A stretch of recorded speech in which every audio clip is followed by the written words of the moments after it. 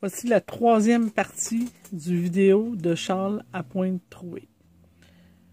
Maintenant, on a terminé toutes les sections de notre châle. Donc, on a répété à chaque fois une section de jersey qui équivaut à 21 rangs, dans laquelle on a augmenté 64 mailles toujours au total.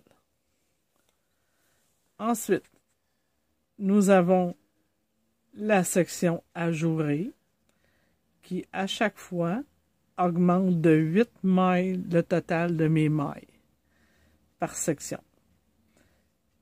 J'ai répété encore une autre fois ici une section de jersey. Donc, j'ai ajouté encore un 64 mailles de plus à mon total. Donc, rendu ici, juste avant la dernière section de ajourée que j'ai ici pour la finale, je me trouve à avoir 271 mailles, juste ici, quand j'ai terminé la section de jersey. Donc, j'ai répété encore une autre fois une section de ajourée qui va me donner un 8 mailles de plus, qui me donne cette fois-ci au total, jusqu'ici, 279 mailles. Et pour la finale totale, on termine par 3 rangs de points mousse, dans lesquels on n'oubliera pas de faire nos augmentations de la même façon qu'on a parcouru le châle auparavant. Donc, quand on est sur l'endroit du travail, vous avez remarqué qu'on augmente toujours 4 mailles, une au début, 2 au centre et une à la fin. Quand on est sur l'envers du travail, on augmente une au début et une à la fin. Et tout le long de votre châle, vous avez augmenté de cette façon. Donc, si je termine mes 3 points mousse, j'aurai obtenu 289 mailles au total. Je pourrais poursuivre si je veux encore. Donc, je vais garder cette continuité tout le temps. Une section de jersey, une section d'ajourée. Et je peux aller jusqu'à la grandeur que je désire. Il nous reste qu'à rabattre nos mailles. Donc, on va les rabattre sur l'envers du travail, comme ceci. Je vais me placer sur l'envers.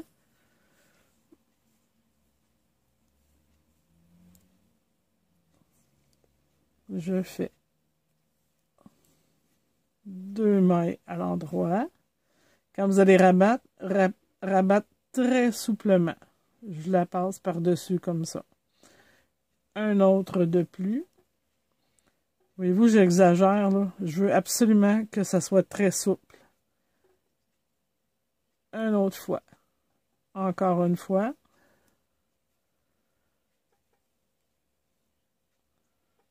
Et je vais faire ça tout au long de mon travail.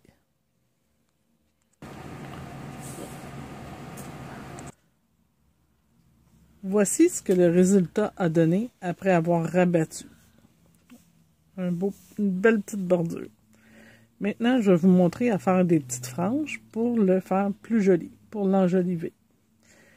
J'ai coupé des petits bouts de fil de 40-41 cm, selon la longueur que vous voulez. Vous avez juste à déterminer quelle longueur vous voulez qu'elles aient.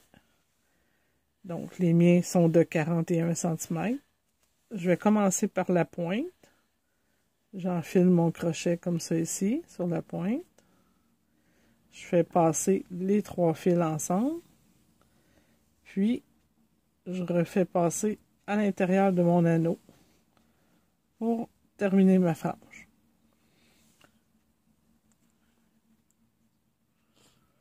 Donc, vous allez les répartir tout au long de votre bordure. Vous pouvez déterminer à combien de centimètres vous voulez qu'elle se trouve.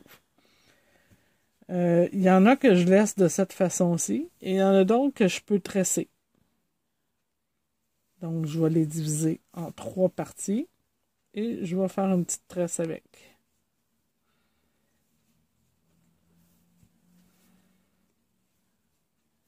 Et je vais tresser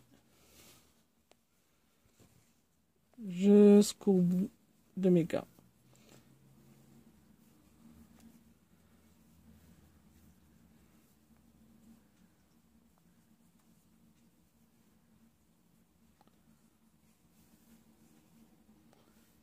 Quand je juge qu'elle est assez longue, je termine par un petit nœud.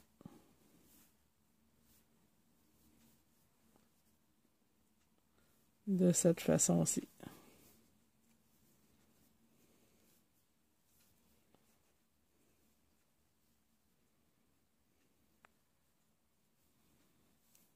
Comme ça.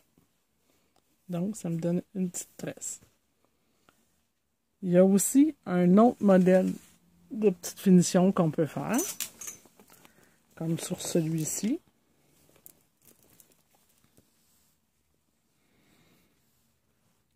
Et vous, j'ai mis des petites tresses, des billes. Mais il y a un petit tourbillon aussi qu'on peut faire. Je vais vous montrer comment le fabriquer. Super simple. Vous allez prendre votre laine. Laissez-vous assez long là, pour pouvoir aller le poser dessus. Un bon 20 cm de long. Vous allez vous monter un minimum de 20 mailles. Ça va être la longueur du petit tourbillon. Donc, on se fait un petit montage de 20 mailles. Donc, 19. Et j'en ai 20. Donc, j'ai monté 20 mailles. Aussi simple que ça va être, on va tout de suite rabattre nos mailles. Et le petit tourbillon va commencer. Donc, en tricotant un rang en droit, on rabat toutes nos mailles en même temps.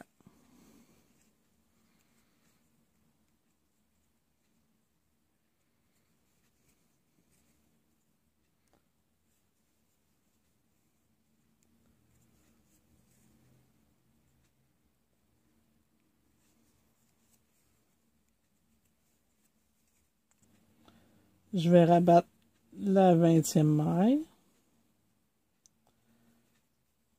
Donc, j'ai terminé mon petit tourbillon. J'agrandis ma petite loupe.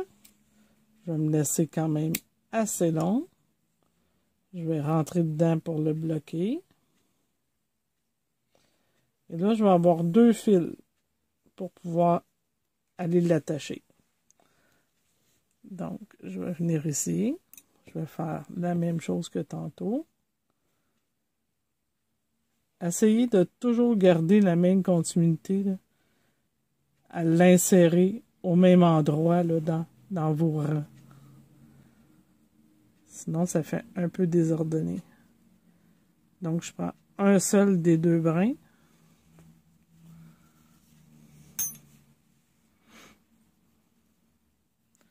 Je vais faire un nœud avec mes 2 fils. Et voyez-vous, ça fait le petit tourbillon. Là, je vais vous montrer ce que j'ai fait sur celui qui est terminé. Moi, j'ai été chercher là, dans mes choses un vieux collier que j'ai défait et j'ai inséré des billes dans mes petits fils qui pendaient. Attachez toujours un petit nœud en dessous pour pas qu'elle se déplace trop. Même chose pour le bas. Même chose ici. Voyez-vous? Aux extrémités, j'ai fait des tresses.